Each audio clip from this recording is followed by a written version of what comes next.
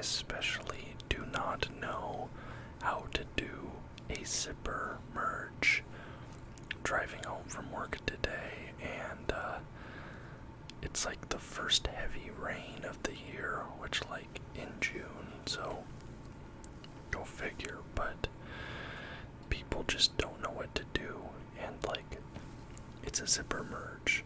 What happens when you zip a zipper? This is what happens. But then, inevitably, every time there's a zipper merge, people are like trying to like get two in at a time, and it just doesn't work. Like, it goes one from the left lane, one from the right lane, you merge, it's a zipper.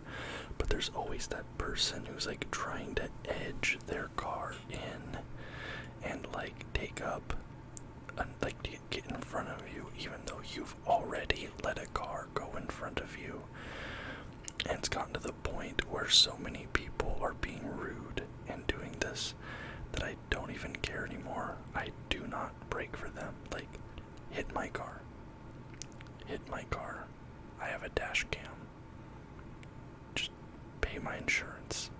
That's the point that I'm at. People do not know how to drive. It starts raining and they lose their mind. And they don't know how to merge. Okay. Sorry, I just had to get that off my mind. Hello, everybody. Welcome back to another video. Today, we are talking about the NBA Finals that just concluded yesterday. Because I was late by a day getting my Obi-Wan Kenobi review up, this also got pushed back a day. I would have preferred to have gotten this video up yesterday right after it happened, but then the Kenobi video would have been 2 days late, so people wouldn't really have been searching for that as much. So I figured being 1 day late on both is better than being 2 days late on one of them. So, the Golden State Warriors are your 2022 NBA champions. Let's talk about it. Got the stats page here. As you can see, Golden State Warriors win the series 4-2. And I have to be honest, after that first game with Boston, when they took that first game, I kind of thought that Boston was going to be in the driver's seat for this series. That is what I thought. After game 1, I thought, okay, maybe Boston in 6 or 7 games, maybe even 5 games, but I started becoming fairly confident that Boston was going to win after the first game. Then game 2, Golden State gets that one. Also, the weird thing about game 1, one thing I want to look at in game 1, the leading points getter for Boston in game 1, Al Horford, 26 points, Jaylen Brown, 24 points. Something to look at here, though, Jason Tatum, 3 for 17 from the field, 1 for 5 from 3, and he only had 12 points in 41 minutes. That's really not good. And that's something that's going to come back in, was it game 4? Let me hold on. Is it either game 4 or game 5? It was not game 4. Jason Tatum had a pretty good game. Game 4, maybe it was game 5.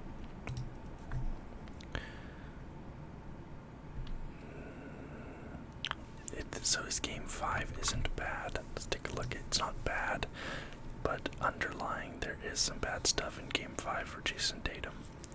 10 out of 20. 5 for 9 from 3 points. That's alright. 2 for 6, 27 points. So it's like, it's decent. It's a lot of shots. But I think game 6 was his really bad game. Yeah, it was 6 for 18 from the field, 1 from 4 from 3, no free throws, and only 13 points. Jaylen Brown had 34 in Game 6. Jaylen Brown actually putting on a pretty decent performance, and that was a weird thing that I noticed in these games. It felt like Jason Tatum and Jaylen Brown were taking turns having good games instead of both having a good game in the same game. I don't know why that's like a thing. And I think was it game 4. No, yeah, game 4 was like the game that Curry went off. Steph had like one of the best playoff performances of any player ever. Yeah, let's pull this up. So game 4, Steph Curry, in 40 minutes, he was 14 from 26, 7 of 14 from 3, 43 points, a plus 11 in a game that they won by 10 points. So that was a big game from Steph. Like I said, like an all-time NBA playoffs performance. But then that game 5 was weird. At one point, Golden State had a 14-point lead. Boston eradicates the 14-point lead. But then the momentum kind of starts to shift a little bit, and at the end of I think it was the end of the third quarter, Jordan Poole hits a buzzer beater to take Golden State up, I think by 3 going into the fourth quarter. So kind of a momentum shift, and then that entire fourth quarter of game 5 was just a disaster for the Celtics. Marcus Smart just doing stupid fouls, turning into Marcus Dumb. Jason Tatum air balls. Jaylen Brown with turnovers and unable to dribble going left. It was just, I don't know what happened. Game 5 to the Celtics, they were looking good, and all of a sudden just nothing. And then Game 6 was bad. Game 6 was bad for Boston. There's this stat here. At one point, the Warriors went on a 21-0 run in Game 6. And here's this stat. The Warriors' 21-0 run yesterday is the biggest such run in a finals game since the 1905 to 1906 season. Over 100. Not over 100, that'd have been. Yeah, 1905, 1906 is over 100 years ago. Yeah. That is the last time that's happened. And the Celtics gave up a 21-0 run for the first time in over 100 years in the NBA Finals. Just an absurd stat. Two big storylines out of this Finals for me. One is Steph Curry winning his first Finals MVP. This is his 4th ring, but the first ring, the Finals MVP was Andre Iguodala, and then for the next 2 it was Kevin Durant. But Steph Curry finally gets his Finals MVP, his 4th ring. I thought that was a pretty cool storyline, because that's always been kind of a knock on Steph that people have brought up, is like, well, he's never been the best player on his team in the finals. Somebody else has always gotten the Finals MVP. Well, now he has one. And the other really cool storyline out of the finals is just how good Andrew Wiggins was in this series. In Game 5, the Celtics really shut down Steph Curry. Like, that was their game plan, was to not let Steph Curry beat them. And in Game 5, it was Andrew Wiggins and Jordan Poole that beat them. And Andrew Wiggins went from being considered one of the biggest busts of all time when he was in Minnesota, basically was not being considered a part of the team's future in Minnesota.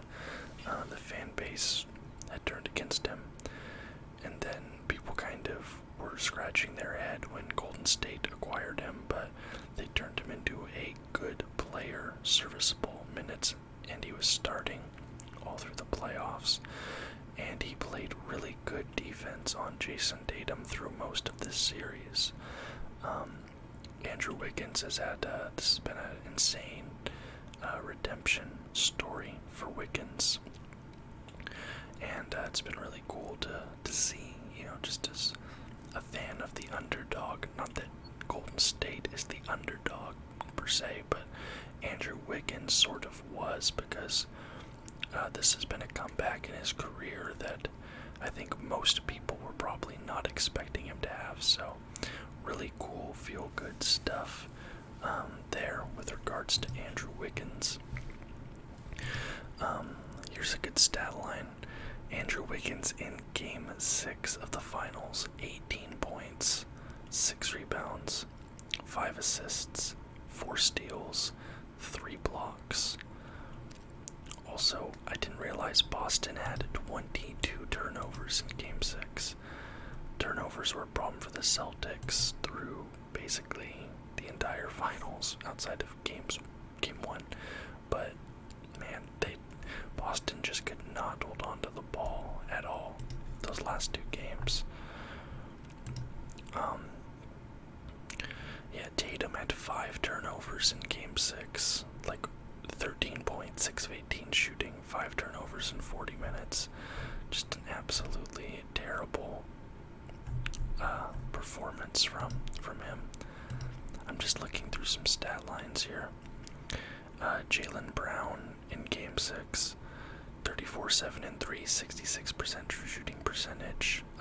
Outplayed Jason Tatum on both sides of the floor. And, for somebody, Jaylen Brown, he often gets referred to as like the Robin to Tatum's Batman, but I would say Jaylen Brown was the better player throughout the Finals. And Tatum allowed himself to get locked up pretty bad in a couple of these games, so you'd wonder, maybe is Brown the better player? Jordan Poole in his first playoffs run, so the first time Jordan Poole ever sees the playoffs, 17 points per game, 65% true shooting percentage coming off the bench. One last little piece of information, and then I'll be out of here. I hate to make this video so short, but I don't feel like I have too much to say with regards to this. Juan Toscano Anderson has become the first player of Mexican descent to win an NBA title. So I thought that was pretty cool. Maybe if you're Mexican, you didn't know that. I don't know, this final, outside of games 5 and 4 to a lesser extent, mostly 5, I just did not find this NBA Finals very exciting. Like game 1, I was like, oh, Boston might win in a beatdown, but then I was like, oh, Golden State's gonna win in a beatdown. Like, the games were never really close. And that's one thing that I kind of had complaints about this entire playoff series. For all teams, these entire NBA playoffs, I don't think we had a single overtime game in the playoffs this year. I don't think we had a single buzzer beater winning shot in the playoffs this year. It kind of just felt like in most series the better team was just kind of winning. The only real interesting things happened in the playoffs was the Suns melting down. And I guess the Warriors winning was kind of cool because coming into the season they were like 1,000-to-1 underdogs to win the championship. But I don't know, these playoffs this year overall just felt kind of boring and chalky, chalk. I think that's a March Madness term, but I don't know. I couldn't really get into any of the games. But maybe that's just me. I don't know. Let me know if you guys agree or disagree with that. Also, coming out of this finals, off of his 4th ring and his first finals MVP, a lot of people are asking the question, is Steph a better point guard than Magic Johnson? Which I guess would then make Steph Curry the best point guard of all time in NBA history, because that's where most people have Magic Johnson as the best point guard. I have a couple thoughts about that. I mean, one, I feel like it's too soon to talk about that because it's recency bias. So many people are going to be caught up in the hype of the moment that they're not going to be thinking rationally. They're going to be allowing the emotion and the newness of the moment to cloud their thoughts. I think we'd have to wait until Steph retires to really have that conversation, see what happens. You know, he's 34, going on 35 now. We'll see what happens. Also, I feel like Steph and Magic are so different as players that it's almost impossible to compare them. Magic was so much larger. I mean, in his very first playoff appearance, Magic was playing the center spot, right? Steph can't play center. Magic was very pass first. Magic had better defense. He wasn't really a distance shooter like Steph is. I just feel like their games are so different. It's really hard to compare and contrast them. I guess Magic is what some people might refer to as more of a true point guard. A true point guard, I guess, being somebody who looks to pass instead of looking to score. Whereas you could say Curry is definitely looking to score more often than he's looking to pass. So it's really hard to do that comparison, in my opinion. I'm sure, everyone has their own thoughts on it, and if you have a thought on where Steph ranks all time, either as a point guard or just as a player, I'd love to hear your thoughts. I've heard some people say Steph is top 5, some people say he's top 10, some people say he's not top 10. I mean, let's see, off the top of my head, my personal top 10 of all time is Michael Jordan, LeBron, Kobe, Kareem, and this is not in order. Michael Jordan, LeBron, Kobe, Kareem, Shaq, Bill Russell, Tim Duncan. I know I'm missing people. Wilt Chamberlain. I know I'm missing people. There's 8. I think I've done my top 10 on here before. Hold on. Let me jog my memory. Larry Bird, yeah, and Oscar Robertson. Magic Johnson probably belongs in there. So, okay, if I'm looking, Michael Jordan, LeBron James, Magic Johnson, Kareem, Tim Duncan, Larry Bird, Shaq, Bill Russell, Oscar Robertson, Wilt Chamberlain. I think I said Kobe before, so add Kobe in there. There's an 11th name in the mix. Is Steph with those guys? Is Steph better than Kobe? And Kobe might not even be top 10. I don't know. I don't know if Steph's top 10 all time. I don't know if Steph's top 5 all time. My personal top 5 is LeBron, or in my personal top 5 in order is probably Jordan, LeBron, Kareem, Magic, Bird. That's probably my top 5 in order. Michael Jordan 1, LeBron James 2, Kareem Abdul-Jabbar 3, Magic Johnson 4, Larry Bird 5. That's my personal top 5. I don't think Steph is better than any of those guys. I don't think he's better than Bird. So I don't know. Let me know what's your top 10, your top 5. Does Steph Curry belong in it? I'd love to hear your thoughts. Anyway, that was the NBA Finals. Looking forward to next season starting up November, October. Yeah, October, because it starts up around NHL time. NHL starts up in October, so we've got 4 months off. Then the NBA will be back. Already some interesting moves that have happened. Mavericks made a big trade. I'm sure I'll do some off-season trade talk videos about all that at some point, but if you enjoyed the video, please leave a thumbs up, subscribe to the channel for more content just like this, and until next time, guys, bye-bye.